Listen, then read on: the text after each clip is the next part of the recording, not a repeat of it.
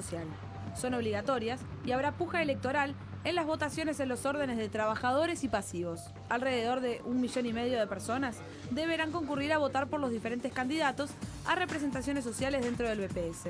La Corte Electoral pretende poder anunciar el martes 15 el resultado final del escrutinio. El día de la votación habrá 4.000 circuitos distribuidos por todo el país. De estos, 1.729 estarán en Montevideo. El padrón puede consultarse en la página web de la Corte Electoral. La elección es obligatoria para todos los activos, pasivos y empresas y voluntaria para los pasivos mayores de 75 años. La única forma de votar es llevando la credencial cívica. Solo pueden votar con cédula en el local central del BPS los extranjeros que no tienen credencial y trabajan y están habilitados para votarlo. En la elección de 2011 votó el 78,6% de los habilitados. Le damos la bienvenida a Ramón Ruiz, actualmente representante de los trabajadores en el Banco de Previsión Social, representante además del PIT-CNT. Bienvenido, un gusto recibirlo. Bueno, muchísimas gracias y bueno, agradecemos mucho tener este espacio para poder informar. Sobre las elecciones del BPS, el informe me ahorra algunos comentarios, pero sobre todo la perspectiva y cómo vemos nosotros el tema de la seguridad social. En un momento, obviamente también lo estábamos conversando, un poco o bastante complicado desde el punto de vista económico, donde hay sectores que están muy complicados, por supuesto hay otros sectores que no lo están tanto, que este momento de menor crecimiento económico no los ha impactado tanto, y eso obviamente tiene el registro claramente identificado en el Banco de Previsión Social. Si uno quiere saber cómo está la situación de los trabajadores, tiene que ir a ver cuántos están en el seguro de desempleo y cuántos, están decididamente sin empleo. Sí. Bueno, acá podríamos separar en dos capítulos este asunto, ¿no? En primer lugar, que para el mercado de trabajo es una mala noticia que el desempleo aumente, ¿no? Porque cuanto más trabajadores están desempleados, eso origina problemas para esas familias, origina una situación de preocupación para ese trabajador, genera también de que cuando uno pierde el trabajo pierde algunos derechos. Por ejemplo, se va deteriorando seguramente la posibilidad de tener derecho a la salud o accesibilidad a los servicios de salud, al tener menos ingresos la familia. Y por otro lado, fuera del mercado de trabajo, lo que tiene que ver con la seguridad social. La seguridad social, la protección social que tienen esos trabajadores, mejoró sustancialmente a partir del 2008 como consecuencia del Diálogo Nacional de Seguridad Social. Allí se lograron introducir, fueron propuestas de los trabajadores, propuestas de la representación de los trabajadores, del PIT-CNT en ese diálogo, introducir cambios para mejorar la accesibilidad al seguro de paro. Y a partir de ese momento hubo un cambio muy importante donde más trabajadores tienen posibilidad de acceder al seguro de paro. Por lo tanto, ha aumentado el desempleo, pero la seguridad social ha dado una respuesta importante también para proteger a buena parte de esos trabajadores. Hoy tenemos más de 40.000 trabajadores que están protegidos por el seguro de paro. Y cuando estamos hablando de protegidos por el seguro de paro, quiere decir, tienen un ingreso que es el que establece las normas para estas situaciones, hasta un tope de 8 bases de prestaciones, y por otro lado, eso genera de que él y su familia, por ejemplo, estén cubiertos por el Fondo Nacional de Salud, por ejemplo. Quiere decir entonces que hay un aumento, un leve aumento del desempleo y hay un aumento de la cantidad de personas que cobran el seguro de paro en este momento. Sí, por varias razones. Históricamente nosotros teníamos cubiertos por el seguro de paro aproximadamente el 15% de los trabajadores. Hoy estamos al mismo nivel que teníamos de gente cobrando el seguro de paro que teníamos en el 2002 en plena crisis, pero con la tercera parte de desocupados. Por lo tanto, esto implica de que en porcentaje hay mucho más trabajadores cubiertos por el seguro de paro que lo que había históricamente en el BPS, o por lo menos antes del 2008. Acá lo que tenemos que decir, profundizando un poquito más el análisis, de que en general la economía ha tenido problemas, porque ya se había anunciado de que el país no es que no iba a crecer a un ritmo más lento, y eso origina en algunas ramas de actividad dificultades, y al originarse esas dificultades son los trabajadores los primeros que están en la fila para pagar los costos sociales. Y bueno, y tenemos muchos sectores vinculados con las exportaciones, digamos, que son los que tienen más dificultad. Y también algunas industrias, como la industria de la construcción, que también es una industria que genera no solamente empleo para esa rama de actividad, sino que también genera otros empleos indirectos en otras actividades del comercio y, bueno, y del movimiento, un poco de otras actividades, ¿no? Respecto a la elección del próximo domingo y la propuesta que se hace desde la representación de los trabajadores, desde el PIT-CNT, ¿cuáles son los focos que ustedes prevén plantear, que están planteando para el próximo periodo? Bueno, nosotros podemos agrupar en 3 capítulos la propuesta que tiene la representación de los trabajadores. El primer capítulo, régimen jubilatorio. Hay muchas cosas para hacer ahora. Más adelante te puedo explicar cuáles son las propuestas que tenemos en ese capítulo. Segundo capítulo, vincular la seguridad social con el empleo. El empleo es fundamental en un sistema de seguridad social. No es lo mismo tener un 6, un 7, un 8% de ocupación que tener arriba del 20% como tuvimos hace un tiempo. La seguridad social se financia fundamentalmente con el aporte de los trabajadores y los empresarios, y cuando hay mucho desempleo, digamos, los recursos de la seguridad social son menores. Entonces, el tema del empleo es fundamental. El otro capítulo, el tercer capítulo, tiene que ver con el vínculo entre la seguridad social y la discapacidad, o sea, cómo la discapacidad se vincula con la seguridad social y qué estamos haciendo y cómo podemos hacer mejor las cosas en ese terreno. Te cuento régimen jubilatorio. Tenemos ahí la situación de los cincuentones, tenemos trabajadores que están próximos a la jubilación y que van al BPS a asesorarse y se encuentran con que van a cobrar un 30 o un 35% menos si se comparan con alguien que no está obligado a estar afiliado a una FAP. Estos son trabajadores que en el 96 tenían menos de 40 años y ganaban en ese momento más de 5.000 pesos. Hoy ya están en abril, empiezan a cumplir 60 años, tienen causal jubilatoria y se encuentran con esta mala noticia. Es una mala noticia que la representación de los trabajadores en el 96 ya había pronosticado. ¿Y qué se puede hacer con esta situación? Muy buena pregunta. Con más tiempo quizás se podrían hacer otras cosas, pero ahora tenemos una urgencia, tenemos que priorizar una solución para este tema y lamentablemente cuando las cosas se tienen que hacer muy sobre la fecha, hay que recurrir a los parches, ¿no? Esto en realidad, lo que estamos proponiendo no es la solución que nosotros nos gustaría, pero en realidad hay que generar una ley, hay que lograr una ley que le permita salir de la SAFAP y volver al BPS para que el BPS le pague la mejor jubilación. Eso significa... Es decir, esos trabajadores, aunque quieran salirse de las AFAPs, no pueden. No, necesitamos una ley porque la ley los obligó a estar. Y no puede haber un decreto del Poder Ejecutivo ni ninguna resolución que no sea una ley que les permita salir. Por lo tanto, en el Diálogo Nacional de Seguridad Social lo que queremos hacer es que les permitan salir de ese sistema, que para nosotros a esa gente la obligaron a participar en un negocio y le fue mal en ese negocio porque las AFAP no son seguridad social, son empresas privadas que lucran con la seguridad social. Te cuento que ayer fue el Día de la Mujer, ¿no? El Día Internacional de la Mujer.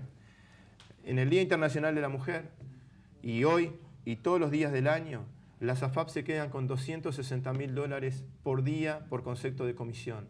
Comisión para administrar el dinero de los trabajadores. Por año, eso significa $100 millones. ¿Cuántas cosas podríamos hacer con ese dinero si estuviera en el BPS, si estuviera en el Estado? Políticas sociales, políticas públicas. Así estamos hablando de todos aquellos que entraron por obligación en el año 96. ¿Estamos hablando de otras generaciones también o el problema central está acá? Bueno, potencialmente mayores de 50 años que están en el fondo de retiro ya dentro del sistema FAP, hay unos 100.000 trabajadores. Pero nosotros estamos afirmando, así como en el 96 dijimos que a esta generación le iba a ir mal con el sistema, hoy estamos diciendo que a los jóvenes que ingresaron hace poco en el mercado laboral también les va a ir igual o peor. Porque la propaganda que se hace, que para nosotros es engañosa, para nosotros es para confundir y para inducir a que las personas se afilien a la FAP, dicen que a los jóvenes les va a ir mejor porque van a tener más tiempo de capitalización. Nosotros ahora en abril estamos elaborando un informe para presentarlo con motivo de los 20 años de vigencia de la ley y vamos a demostrar que también los jóvenes que hoy ingresan al mercado laboral se van a ver perjudicados, que la situación de los cincuentones va a ser la misma para los que hoy son cuarentones, para los que hoy son treintones y para los que hoy están ingresando al mercado del trabajo. Entonces digo, eso lo vamos a demostrar. El sistema o el régimen de AFAP ya demostró que fracasó, no solamente acá en Uruguay, sino en otros países. Miremos Chile, donde el Estado tiene que poner para socorrer a los que tienen la jubilación de la AFAP porque es realmente insuficiente. Miremos a Argentina, que nosotros no queremos copiar, digamos, experiencia, pero en ese momento tuvieron que estatizar porque ya no se soportaba el déficit que generaba.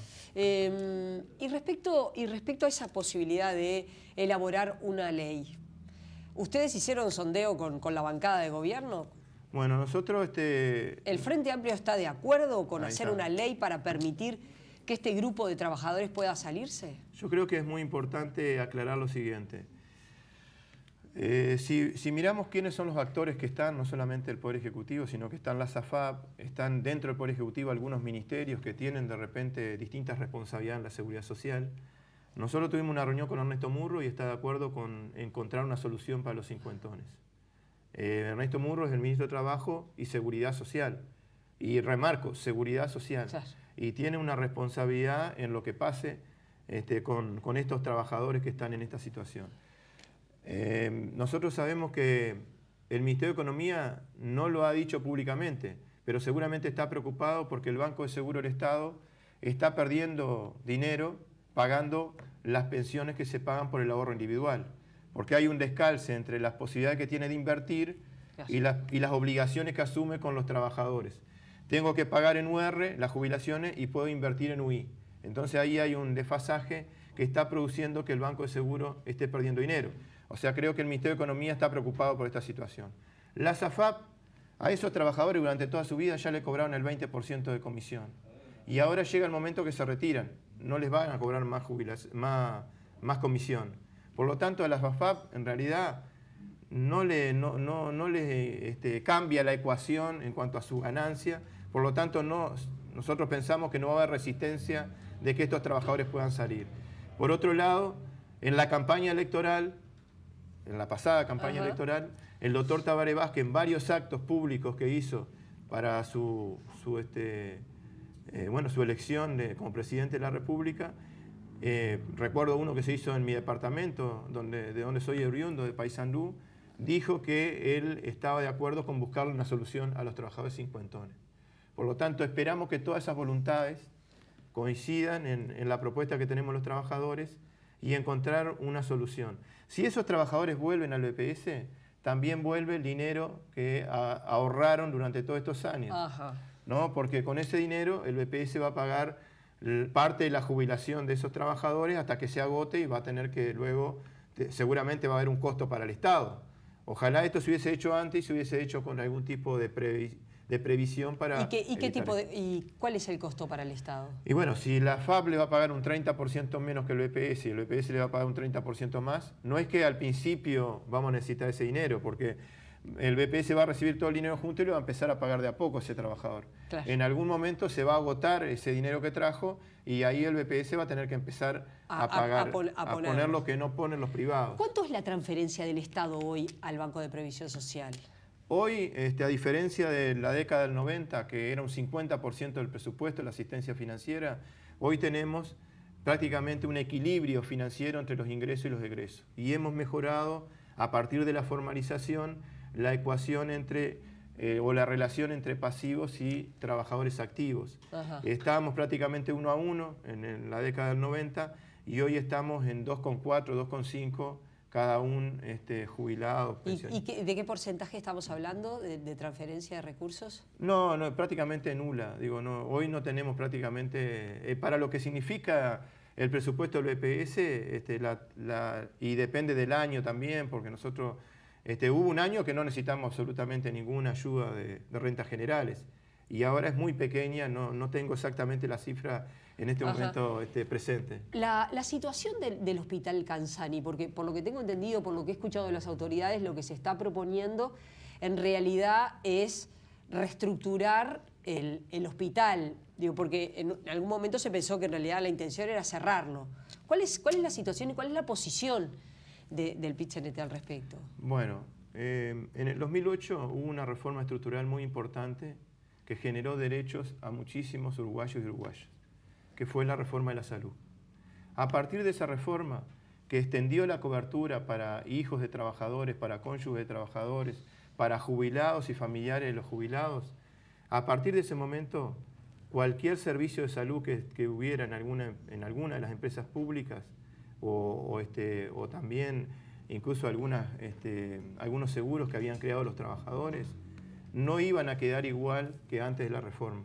Porque esa reforma, de la misma forma que extendió los derechos, también apunta a tener un sistema integrado de salud, un sistema que trate de coordinar todos los servicios. Entonces, el Estado, de diferentes maneras, había tratado de cubrir algunas necesidades que el sistema de enfermedad que teníamos antes no era un sistema de salud, era un sistema para atender la enfermedad. Hoy tenemos un sistema para atender la salud de la gente. Bueno, a partir de ese momento, anterior a esa reforma, el Estado había asumido algunas tareas en cuanto al tema de la salud. En el caso del Banco de Previsión Social, el BPS de alguna forma atendía toda la parte materno-infantil que no lo atendía el sistema de salud en ese momento. A partir de la reforma, muchas de las actividades que hacía el área de la salud del BPS dejaron de hacerse porque esas personas, esos usuarios, empezaron a tener derecho a la salud a través de la reforma. Por lo tanto, a partir del 2008, los directorios que hubo de ahí hasta la fecha han intentado adecuar el área de la salud del BPS a la nueva realidad. Y eso significa, y acá voy a la pregunta que me hacías, perdona que tenga que hacer toda esta introducción, eso significa una reestructura en el área de la salud.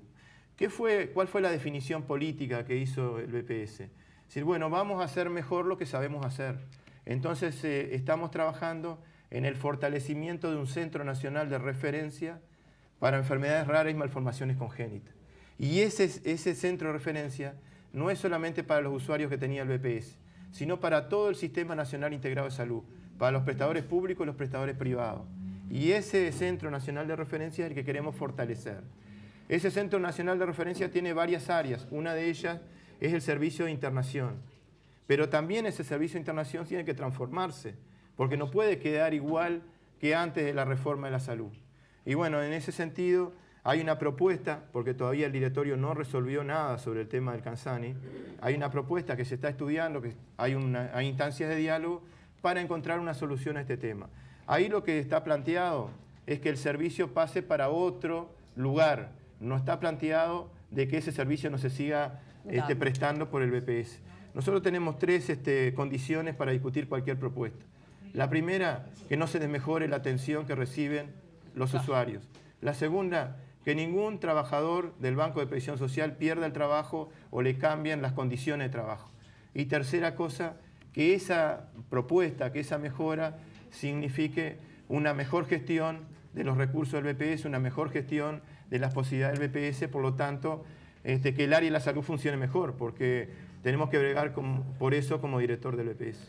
Gracias por haber venido, ha sido un gusto recibirlo y bueno, después todos los detalles de la elección seguramente los vamos a estar conversando con Heber Gali. Gracias por haber venido. Igual de todas formas quiero finalizar invitando a todos los trabajadores a votar la lista 11 el 13 de marzo, porque la lista de los trabajadores es la lista que contiene estas propuestas que intentamos en estos breves minutos explicar y bueno, que todos los ciudadanos que están habilitados se informen.